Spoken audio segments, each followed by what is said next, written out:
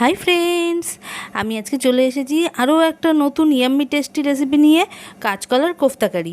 ভিডিওটা please please please পুরোটা দেখো, আশা করি তোমাদের ভালো লাগবে। কমেন্ট বক্সে অবশ্যই জানিও ভিডিওটা তোমাদের কেমন লাগলো। তো আর দেরি না করে চলো যাওয়া যাক রান্নায়। তো আমি প্রথমে একটা কড়াইতে সর্ষের তেল নিয়ে নিলাম। দেখো তেলটা গরম হয়ে গেছে। এবার আমি এতে পেঁয়াজ আর টমেটো এগুলোকে একটু বড় বড় করে কেটেছি, আর সাথে কয়েকটা কাঁচা লঙ্কা দিয়ে দেব।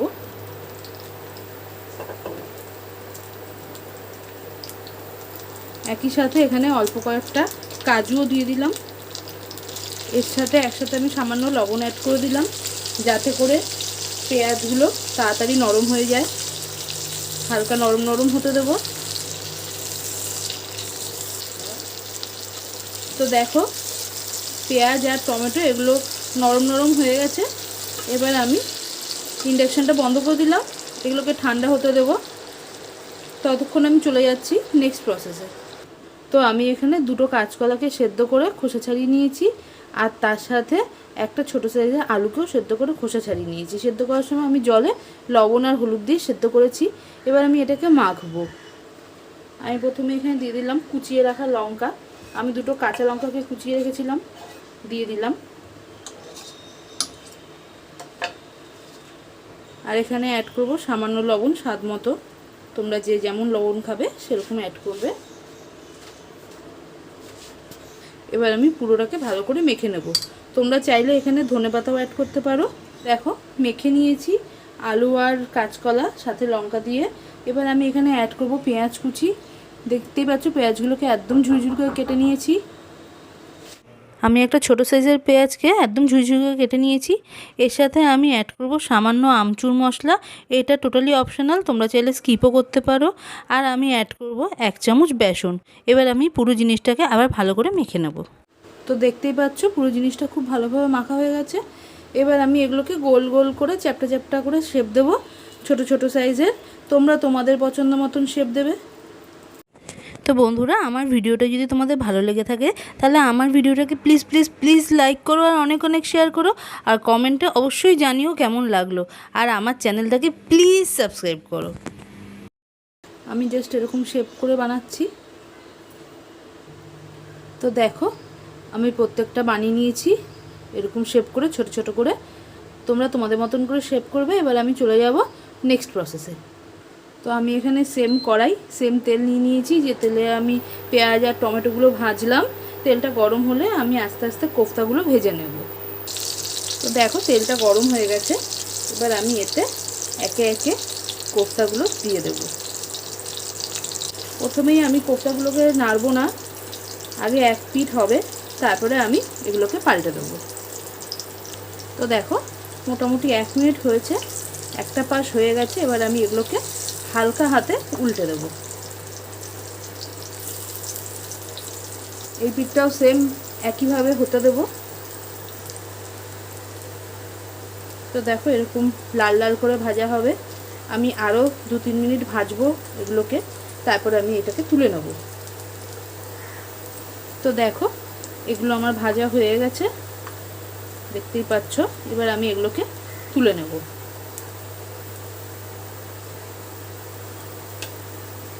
এইভাবেই আমি বাকিগুলোকেও ভেজে তুলে নেব।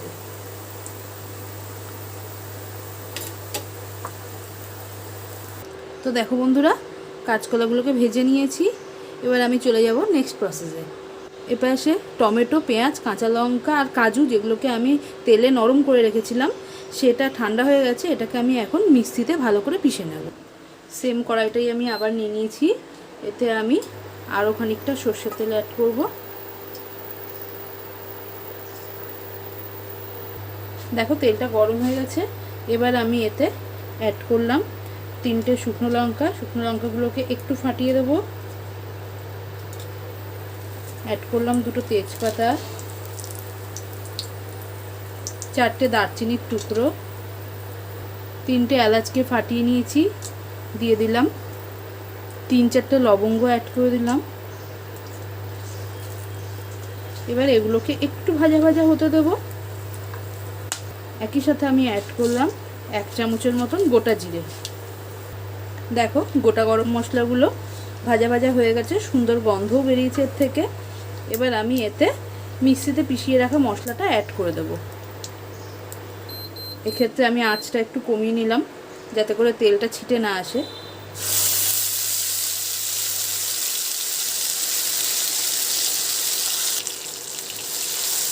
ভালো করে তেলের সাথে মিশিয়ে নেব মশলাটাকে।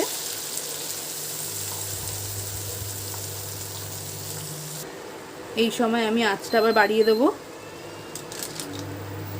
ফুল ফ্লেমে আমি এখনও রান্নাটা করছি না, মিডিয়াম ফ্লেমে রান্না করছি। যেহেতু কাজু বাদাম বাটা আছে এর মধ্যে, তো কন্টিনিউ নাড়তে থাকতে হবে কিছুক্ষণ ছাড়া ছাড়া, তা না হলে কড়াইয়ের তলায় লেগে যাওয়ার একটা চান্স থাকে। আমি এতে দিয়ে দিলাম হলুদ, ভালো করে মিশিয়ে নেব।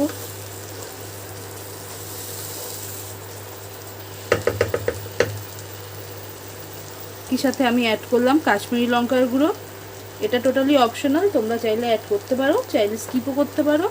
তোমরা শুকনো লঙ্কার গুঁড়ো অ্যাড করতে পারো এই সময়, আমি সেটা অ্যাড করছি না।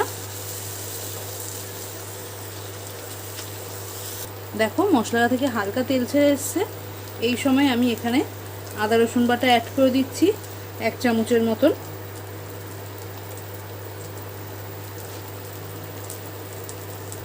খুব ভালো করে মিশিয়ে নেব সমস্ত মশলা। দেখো সুন্দর করে তেল বেরিয়ে এসছে। এই সময় আমি সামান্য জল অ্যাড করব। আমি মিক্সির বাটিটাকে ধুয়ে জল নিয়ে রেখেছি, সেই জলটাই আমি গোটা রান্নায় অ্যাড করতে থাকবো। এবার আমি ফ্লেম কমিয়ে রান্নাটাকে ভালো করে কষাতে থাকবো। এই সময় আমি এখানে গরম মশলার গুঁড়ো অ্যাড করে দিলাম 1 চামচের মতন।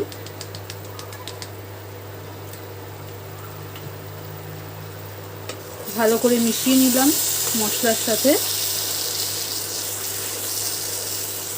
আমি আবারও অল্প করে জল অ্যাড করব। জলটা কিন্তু অল্প অল্প করেই অ্যাড করব, একবারে দিয়ে দেবো না। অল্প করে জল অ্যাড করব, অল্প করে কষাবো। এইভাবেই আমি কন্টিনিউ করতে থাকবো। তো দেখো বন্ধুরা, পুরো রান্নাটা থেকে কত সুন্দর তেল বেরিয়ে এসছে। মশলাটা আমার কষানো হয়ে গেছে। আমি টোটাল 3 বার অল্প অল্প করে জল অ্যাড করেছি মশলাটা কষানোর জন্য। খুব ভালো একটা গন্ধও বেরিয়েছে। এবার আমি এতে যতটা ঝোল রাখবো সেই হিসাবে জল অ্যাড করে দিলাম। তোমরাও তোমাদের হিসাবে জল অ্যাড করো।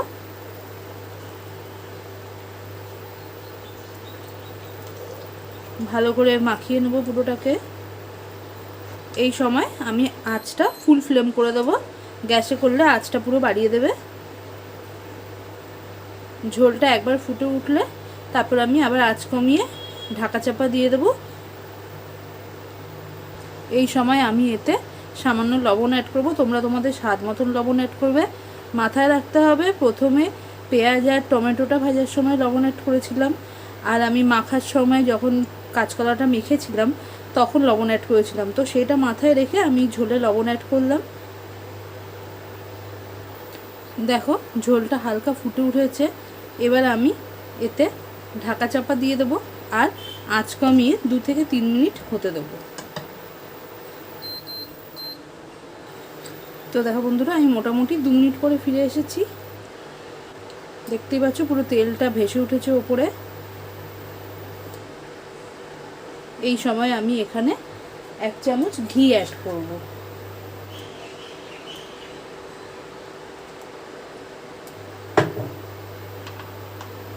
ভালো করে মিশিয়ে দেব।